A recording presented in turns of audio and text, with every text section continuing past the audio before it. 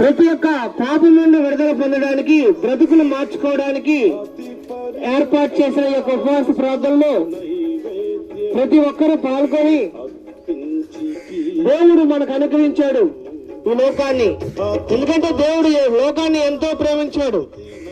ప్రేమించి ప్రతి ఒక్కరికి కూడా ఆయన తల్లి తండ్రిగా ప్రతి అవసరతను తీర్చడానికి సర్వోన్నతుడైన యేసుక్రీస్తు ప్రభువారిని ఈ లోకానికి మనకు అనుగ్రహించాడు.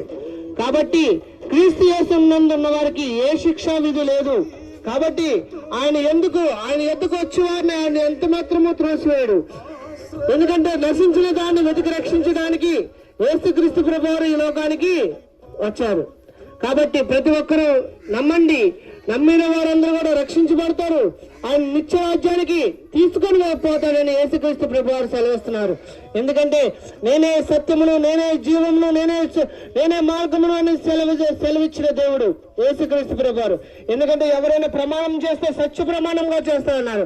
ఆ సత్యము యేసే అని ఆయన సెలవిస్తున్నారు. ఇదో ప్రయాసపడి భారం మోయించిన సమస్య చెల్లారా, నా యొద్దకు రండి, మీకు విశ్రాంతిని ఇస్తాను అని యేసుక్రీస్తు ప్రభువారు సెలవిస్తున్నారు.